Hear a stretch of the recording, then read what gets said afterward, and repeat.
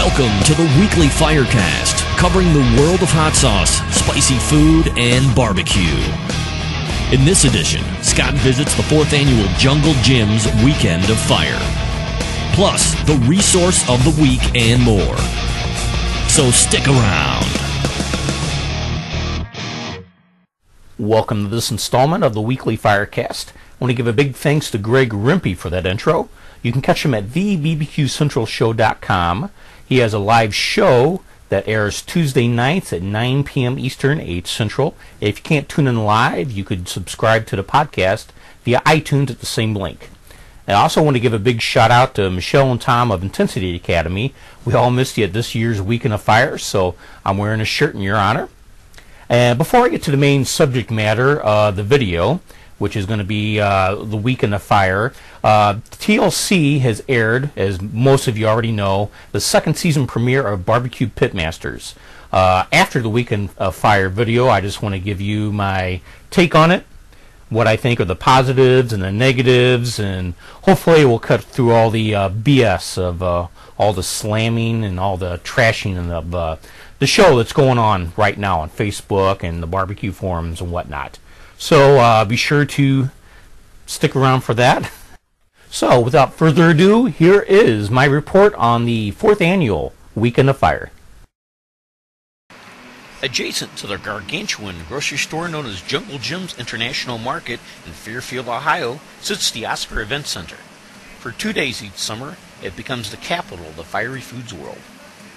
Why? Because it hosts the Weekend of Fire hot sauce show. Now in its 4th year, the Weekend of Fire presents nearly 50 vendors dealing with spicy food of all kind, including salsa, barbecue, rubs and seasonings, spicy mustards, and of course, hot sauce. The Weekend of Fire may not be the largest hot sauce trade show in the world, but with an estimated 4,000 attendees, it's certainly picking up steam. Scorching samples of sauces and spicy products aren't the only thing we'll find here. The Weekend of Fire has hot eating contests aplenty on both days, held in a newly christened Arena of Fire, with loads of room for spectators and contestants. Nearly all the food challenges feature spicy eats in one way or the other. Some of the food-munching battles include a ghost chili brownie brawl, a nightmarishly pungent hot horseradish contest, and the main event of the weekend, the DEFCON Deathmatch, a wing-eating championship where contestants not only must deal with the clock, but with the sheer agonizing pain of DEFCON sauce's nuclear wing sauce.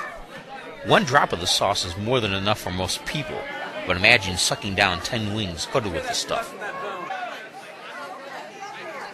First-time brawler Steve Smallwood cleaned his wings in a record 58 seconds and took home the grand prize trophy in the deathmatch. The Weekend of Fire is not just for extreme chili heads. Fans of gourmet products are bound to find something that they'd like from some of the best specialty food makers in the Midwest and all over the country, including Rising Sun Pepper Farm, Cajun Island, Kentucky Smoke and Grill, Cajun's Fiery Foods, Heartbreaking Dawns, and others. I asked Captain Tom of Captain Tom's Chili Pepper Company to tell me about his wide variety of products. We have several different hot sauces. We run from a Cajun to a Mexican. We have a fruit-based. We have a Thai teriyaki sauce. We have 2 barbecues, a Mockin and a finishing, smoky pepper vinegar. We have a full line of rubs and jerk. Thai teriyaki. It's a combination of pineapple juice, wasabi, ginger, Thai peppers, and peanut butter. It can be used as a glaze for salmon. It can be used in stir fry. It's great on shrimp kebabs, saute. It has a great flavor. It's a wonderful product. Won numerous awards. And this is Scott. This is one of my favorite products still. But of course, heat and pain are always the big attraction. You're all right. Back at the DEFCON booth, brave volunteers took samples of what's called zero sauce, which is approximately 2 million Scoville heat units, or over twice as hot as the deathmatch wing sauce. Held up well. Who's next? I'm up. All right. Oh, hell, you're crazy. You are crazy. I'm telling you. What? I can feel my face getting red, is it? Yeah. I can feel it getting red on the eyes, yeah. It feels it from my head here. Dude, a little bit of love. Hey. Hey. Down ahead. Now it's starting to go on the throat.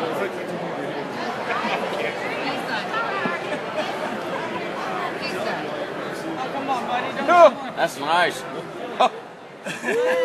Ah, sweet, sweet pain.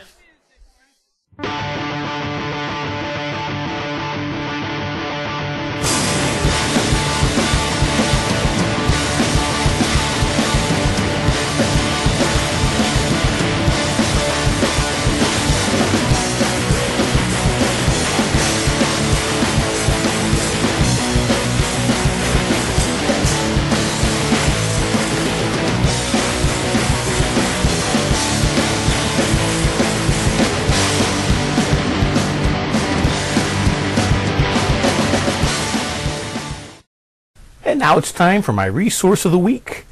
This week I urge all of you to go to AmazingRibs.com. If you're interested in learning all about what is probably my favorite barbecue meat, go over there. There's lots of hints and tips and tricks for you to get caught up on barbecuing, especially ribs. I learned quite a bit when I first started cooking ribs, and I'm sure you will too.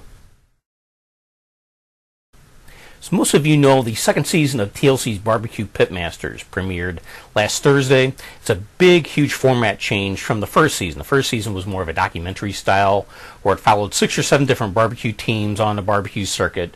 One of the, I guess the producer, well, not the producers, TLC saw it as, you know, most of these teams didn't win week after week. It got so-so ratings, but they wanted to do something with the show to kind of amp up the ratings.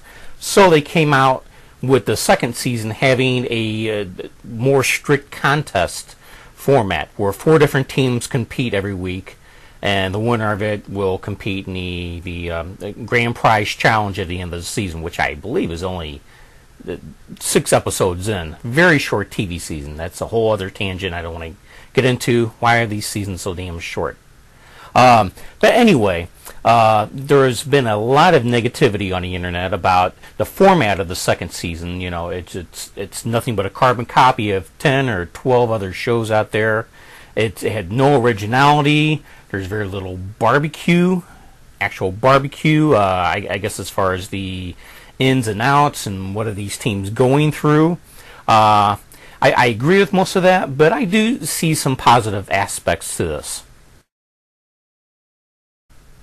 Okay, the first good thing I see about the show is Myron Mixon, and it's very good that the producers let Myron Mixon be himself without pushing him to go overboard with his arrogant persona that he has. Sure, he cussed a few times, he gave his, you know, opinions in a very frank and honest manner, but he actually said a couple of good things about some of the contestants' barbecue on the show. You see him just being a human, which is great. Little of him is good enough. Another good thing was the contestants. I guess their the way they got irked at the way these other side contests got set up. The Pitmaster Challenge, they had an attitude, well, we're a barbecue team. We didn't come here to cook catfish. We didn't come here to cook coleslaw. I love that about it. They might have gotten caught off guard. I don't know. But it's glad to see that even they're kind of sticking up for the hardcore barbecue, which is what a lot of the hardcore barbecue people watching the show are interested in, not these other little things. Of course, there's a little bit of barbecue I saw in there. It's always good. Anything that promotes not a sport, I don't believe barbecue is a sport, the activity of barbecuing, competition barbecue, anything that promotes that, brings that, shine the light more of that for the general population is good. For the so-sos, the kind of things that are a toss-up, really not good or bad, I would put Kevin Roberts' performance as a host in there. I actually think he did a decent job. There was, of course, the big brouhaha months ago. I think when he was on a Today Show, he said he recommended people boil the ribs, cook them for 45 minutes. I did mustard shots. Basically, doesn't look good upon his expertise, or I guess lack thereof, when it comes to barbecue. Of course, in the show, Didn't have to touch barbecue. He didn't have to describe how it's done. He just did what he did. You know, talking to the contestants, mentioning segments that were coming up. So it is kind of a take it or leave it type thing. We'll see in future episodes how his performance holds up. And there are the negatives. I think this is where most people focus on, and unfortunately, these are just too heavy to ignore, or I even think to tweak in the final episodes if they haven't been edited together already. The whole format, it's stale, it's old. I'm sick of the whole reality TV show format. The game shows, the way things are edited and manipulated to create this kind of false drama. It's not real barbecue. It's not kind of a behind-the-scenes sneak peek at how competition teams do things out on a competition barbecue trail, whether it's KCBS, the Memphis Barbecue Network, or whatever. It just felt so forced, so staged. I'm not a big fan of this format at all, especially with other TV shows. I'd say if this wasn't barbecue, I wouldn't even bother to watch this. The other big no-no, I think, that they did with this was the other challenges they threw in there that aren't barbecue related, really. You have to realize that these people cook meat, one of the 4 proteins. The ribs, pork, brisket, and chicken. And that's what they're experts on. They're not experts on coleslaw or catfish. And to even throw in the whole idea, if they can't cook the catfish, and I think next week is going to be snake, that the one who loses is going to be eliminated. They haven't even tasted the team's barbecue yet. That is absolutely ridiculous and unexcusable. These are barbecue people. I don't know why throwing in some ridiculous catfish challenge would even be interesting to people. I don't know. Maybe the general populace out there who's not into barbecue would actually think, oh, that's a big surprise. Well, to me, it's a big insult. And so taking all of this into consideration, my grade would be a C- for the premiere episode of BBQ Pitmasters Season 2. Of course, as more episodes come out, things might change a little bit. I may change my mind for the better or for the worse. But just going by that, it's not a very good show. If it wasn't barbecue related, like I said, I would not be watching this. As a matter of fact, from here on out, I don't know if I'd be watching all of the episodes. I might be, but I probably would only watch this for the barbecuers and the teams that I know personally, or know through Facebook or Twitter. And if there's nobody interesting on the show, I might consider not watching it. But anyway, if I guess at this point, it's up to you guys to finish watching it, kind of give your own opinion of it, and if you're been living in the cave totally in the dark about this show, it's on TLC.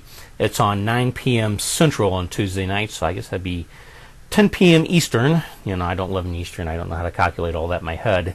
But I guess watch the next episode for yourself. I don't think all is lost, but I think if it stays on this road, it's going to turn a lot of people off. And, of course, there's really nothing original or noteworthy about the show to make it a must-see to continue to watch. And I think if it stays on this track, there probably isn't going to be a Season 3. I hate to say it. But anyway, that's been my thoughts on BBQ Pitmasters Season 2.